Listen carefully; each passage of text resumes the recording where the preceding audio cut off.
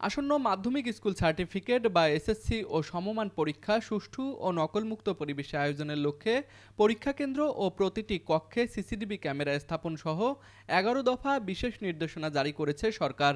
শনিবার ২৮ মার্চ মাধ্যমিক ও উচ্চ মাধ্যমিক শিক্ষা অধিদপ্তর দেশের সকল কেন্দ্র সচিব ও প্রতিষ্ঠান প্রধানদের কাছে এই নির্দেশনা পাঠিয়েছে। এর আগে গত ২৫ মার্চ শিক্ষা মন্ত্রণালয়ের অনুষ্ঠিত এক সভায় এই সিদ্ধান্ত গৃহীত হয়। সভায় শিক্ষামন্ত্রী আ.ন.ম এহসানুল হক মিলন এবং শিক্ষা মন্ত্রণালয় ও শিক্ষা বোর্ডের ঊর্ধ্বতন কর্মকর্তারা উপস্থিত ছিলেন। নির্দেশনায় বলা হয়, আগামী ২১ এপ্রিল থেকে সারা দেশে একযোগে এসএসসি ও সমমান পরীক্ষা শুরু হতে যাচ্ছে। পরীক্ষায় যে কোনো ধরনের অনিয়ম ও নকল প্রতিরোধে সরকার শূন্য সহনশীলতা বা জিরো টলারেন্স নীতি গ্রহণ করেছে। সুষ্ঠু, সুন্দর ও নকলমুক্ত পরিবেশে পরীক্ষা আয়োজনের লক্ষ্যে সকল কেন্দ্র সচিব সহ মাঠ পর্যায়ের সংশ্লিষ্ট কর্মকর্তাদের নির্দেশনাসমূহ আবশ্যিকভাবে প্রতিপালন করার জন্য অনুরোধ করা হয়েছে।